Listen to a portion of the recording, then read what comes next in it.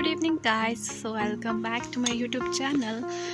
आज मैं आई थी अपने डोगरे में और मैंने अपने बैलों को धूप में छोड़ा, पर आसमान के ख़राब होने की वजह से मुझे उन्हें फिर से उनके घर में बांधना पड़ा। और अभी मैं आई हूँ अपने खेत, जहाँ मैं आपको बताऊँगी कि पौधे को कैसे किया जाता है तैयार, या कैसे पौधे पे तौलिया किया जाता है और किस तरह से तौलिए के पास साफ़ सफाई रखनी होती है। गाइस, ये है मेरा खेत और मैं आपको बताऊंगी अपने इस पेड़ के बारे में। देखिए, ये है मेरा पेड़ जो कि थोड़ा सा टेढ़ा है, यहाँ पे भी लगाना पड़ेगा कुछ। देखिए गाइस, तो जब भी हम तौलिया करते हैं तो पेड़ इस तरह से साफ होना चाहिए। तौलिया ऐसे किया जाता है, यहाँ से इधर इकट्ठी की जाती है। और तौलिया हमने अभी किया है क्योंकि हमारी कटिंग लेट हुई थी, तो उसके बाद हमने किया। और जैसे पेड़ों में कुछ भी इस तरह से लगे होते हैं तो उन्हें पेड़ों से निकाल देना चाहिए ताकि पेड़ों की ग्रोथ ऊपर हो जाए। और देखिए, मैक्सिमम सभी तौलिए मेरे इसी प्रकार के। सो गाइस, आज काफ़ी टाइम बाद मैंने व्लॉग बनाया है, व्लॉग बनाना शुरू किया है और मैं आज आपको बताऊंगी पान का पेड़। ये है पान का पेड़। देखिए, जैसे कि हम आजकल अपने बैलों को भी खिलाते हैं, बान को काट के हम ले जाते हैं एक भट्टू लगा के, और फिर हम उस बान को अपने बैलों को खिलाते हैं। और कहते हैं कि जो बान है उसकी लकड़ियाँ बहुत ही अच्छी होती है, जो कि काफ़ी देर तक जलती है चूल्हे के अंदर। और मैक्सिमम हाइट वाले लोग बान की लकड़ियों का ही इस्तेमाल करते हैं। और ये है हसीन वादी आज के मौसम की। आज मौसम कुछ इस तरह का है, देखिए गाइस। हसीन वादियाँ, ये खुला आसमां, गए हम कहाँ मेरी जानी जा। सिंगिंग पे मत जाना क्योंकि सिंगिंग काफ़ी हद तक ठीक भी है, पर काफ़ी हद तक ठीक भी नहीं है, मतलब मीडियम है। और ये है आनी साइड वाला एरिया, और ये है दलाश, जहाँ पे मेरे दलीप सर जी का घर है, जो कि मेरे one of the best teacher है। ये है हरिपुर कॉलेज गाइस। हरिपुर वाला है तो वो अपना गाइस, ये भी मेरा पेड़ है। इस पेड़ में गाइस मैं हर साल जाती हूँ सेब तोड़ने, पर जो ऊपर वाला एरिया ना, यहाँ से ऊपर नहीं जा पाती हूँ क्योंकि जो ऊपर वाली एरिया है वो बहुत कमज़ोर है। पर लेकिन गाइस, मैं यहाँ से लेकर यहाँ भी चढ़ लेती हूँ और यहाँ के सारे पर मैं तोड़ देती हूँ। पर वो ऊपर वाले बोलते हैं टिंगरी वाले से भी तोड़े जाते हैं मुझसे। और ये लोगों के खेत, लोगों के बगीचे। और मेरे इस खेत के पास ना बहुत बड़ा है, देखो ये शाड़ी का पेड़ है, जो कि यहाँ पे सभी लोगों को छाया देता है। जब भी हम यहाँ से आते हैं जाते हैं तो हम यहीं पे रेस्ट करते हैं, मतलब बोल सकते हैं कि मेरा खेत लोगों को आराम देता है। देखिए गाइस, वही सुनसान रास्ता और वही मैं। जब बात करते हैं कुछ बीते दिनों की, जो कि मेरे बहुत ही खराब गए, क्योंकि इन बीते दिनों में मेरे साथ बहुत कुछ हुआ। मेरे एग्ज़ाम हुए, मतलब एग्ज़ाम मीन्स फाइनल एग्ज़ाम तो नहीं, मतलब मेरे मिड टर्म के एग्ज़ाम हुए। और एग्ज़ाम के बाद मेरे साथ बहुत ही बड़ा हादसा हो गया। हादसा इट मीन्स एक्सीडेंट। कॉलेज आ रही थी और उसी बीच सामने से एक गाड़ी आती है। मैं जब कॉलेज आई तो मैं रास्ते में प्रियंका मैम से मिली और उन्होंने मुझे पकड़ा हुआ था, और सामने से गाड़ी आई और वो मुझे हिट करके चली गई। हिट एंड रन वाला वो किया उसने। पता है, आजकल इंसानियत ना बिल्कुल भी नहीं रही, क्योंकि वो गाड़ी वाला ना, मतलब उसको पता चल गया था कि हाँ मेरी वजह से उसको हिट हुआ है, बट वो वहाँ से भाग गया, मतलब रुका तक भी नहीं।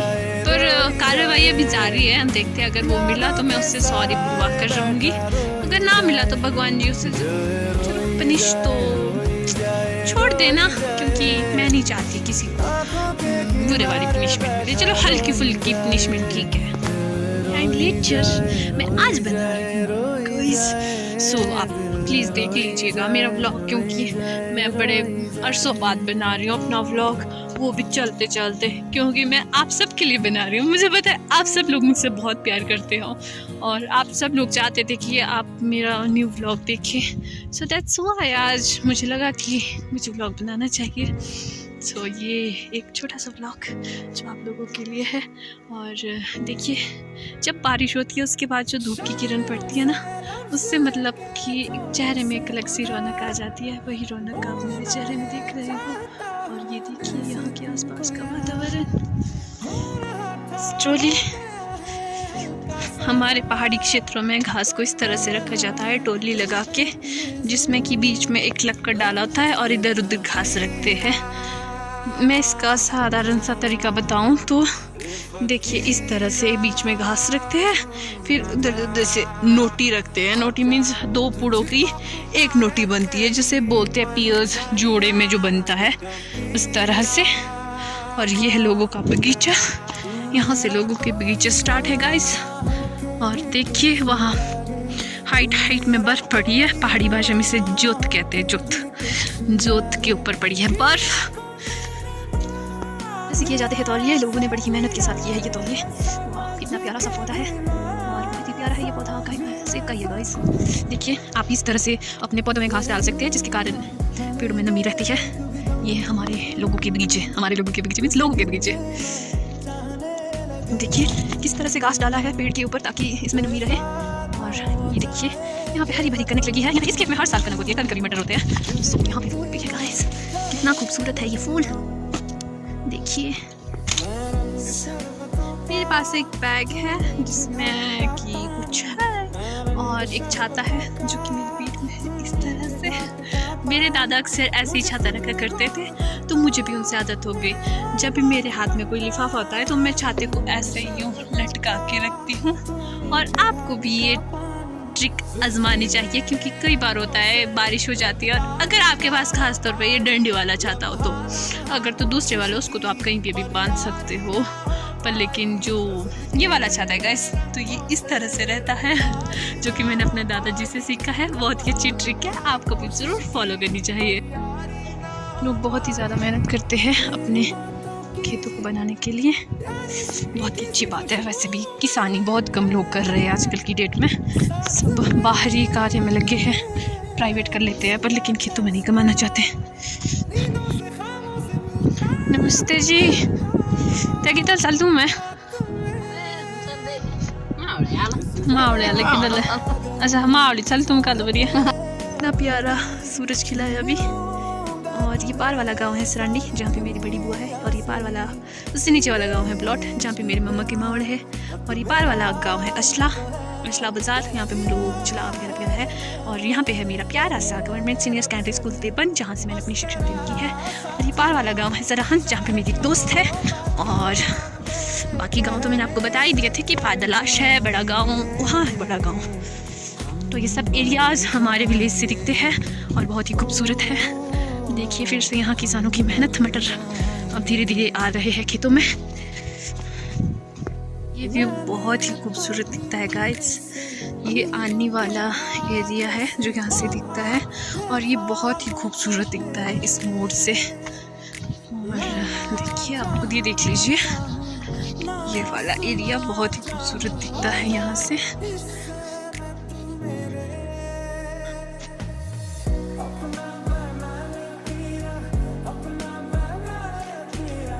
आसमान भी बहुत ही अच्छा है आज। खुश हो जाओ अब, क्योंकि अब आप मुझे रोज़ देख पाओगे, क्योंकि अब मैं रोज़ छोटे छोटे व्लॉग बनाया करूँगी। और अब तो शिवरात्रि भी आने वाली है, मैं आपको हमारे पहाड़ी क्षेत्रों की जत्तियों से भी अवगत करवाऊँगी। और जितनी भी हमारे यहाँ पे गाई जाती है जत्तियाँ, जो कि 5 के बाद ही गाएंगे, 5 मार्च के बाद 9 मार्च तक होती है, क्योंकि 8 मार्च को तो शिवरात्रि है और 9 मार्च को हमारे बोलते हैं यहाँ पे भरलू रोटू, आपके भाषा में पता नहीं क्या बोलते होगे, मतलब लाल लाल होते हैं वो। तो वो ले जाएंगे 8 मार्च को हम वो रोटू बना लेते हैं जब महाशिवरात्रि होती है। और 9 मार्च को हम ले जाते हैं, जैसे हमारी बुआ हो गए या फिर मेरे दादी के भांजे हो गए, तो उन सब को वो रोटू मतलब कि हम ले जाते हैं। जैसे या कोई मेरी दीदी हो गई जो ताया की बेटी है, ताया ताई की बेटी है, तो उनको भी हम वो रोटू वगैरह ले जाते हैं, जो कि हमारी संस्कृति में आता है। तो अब आप देखना ना भूलिए मेरे साथ हमारे गांव की पहाड़ी जत्तियाँ और हमारी शिवरात्रि। पहुंचने जा रही हूँ अपने घर। अभी तो मेरा घर तक पहुंचने के लिए 10 मिनट का रास्ता है। सो देखिए ये मैं आ गई हूँ अब इधर, यहाँ पे कुछ भी नहीं बीजा है, बहुत ही प्यारा नज़ारा। गाइस फाइनली मैं अब घर पहुंचने वाली हूँ और मैं अपने व्लॉग का भी एंड करने वाली हूँ, क्योंकि कहते हैं ना, हम जिस चीज़ का शुरुआत करते हैं उसका एक दिन एंड भी हो ही जाता है। तो शुरुआत हमारी लाइफ की बर्थ से होती है और अंत हमारी ज़िंदगी का डेथ से होता है। लाइफ एंड डेथ के बीच वाला जो पार्ट होता है वो लाइफ है, वही सत्य है और मृत्यु भी सत्य है। तो हमें इन सब चीज़ों को समझना चाहिए और ज़िंदगी के हर पहलू को आनंद पूर्वक बिताना चाहिए, क्योंकि ये भी एक बार मिली है, हर बार नहीं मिलती। ये तो नहीं मुझे पता, बट ऐसा सुना है कि 84 लाख योनियों के बाद जो हमें मनुष्य जीवन मिलता है, जो कि बड़ी किस्मत वालों को मिलता है। और हमें इस जीवन में, चलो माना कि अप्स एंड डाउन्स आते हैं लाइफ में, बट हमें उन्हें फेस करना चाहिए और उनको फेस करने के बाद हमें अपनी लाइफ को इंजॉयबल बनाना चाहिए। क्योंकि अगर हमारी लाइफ में परेशानियाँ नहीं होगी तो हम अच्छे मूवमेंट को कैसे समझ पाएंगे।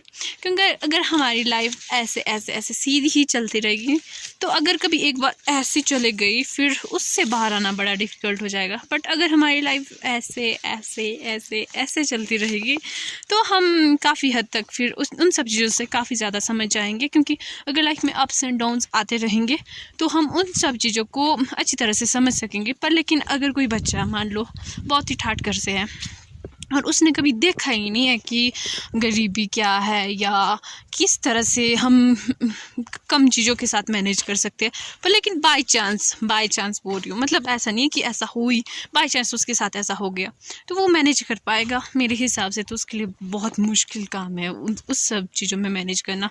पर जैसे फेलियर्स है, मान लो कोई टॉपर है, वो बार बार फर्स्ट आता है, मतलब उसने HP में टॉप कर लिया, इंडिया में टॉप कर लिया, फिर बाई चांस वो फेल हो गया, वो तो मुंह दिखाने के लायक नहीं रहेगा ना। मतलब तो इसीलिए फेल और first is a part of life. enjoy your life and enjoy your little moments. So that's all about.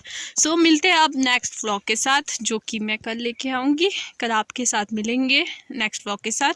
सो करना ना भूलिए मेरे चैनल को like, comment, share and subscribe. So मिलते हैं गाइस नेक्स्ट व्लॉग में and give me lots of love and lots of sharing in your family, in your friends and in your neighborhood। मतलब कि आपके आस पड़ोस में भी इसे फैला दीजिए, मतलब यही मैं बोलना चाहती हूँ। सो ओके बाय गाइस, मैं पहुँच गई हूँ अब अपने घर, मतलब पहुँचने जा रही हूँ। मैं अपने व्लॉग का करती हूँ यहीं पे एंड। मिलना ना भूलिए कल। Okay bye.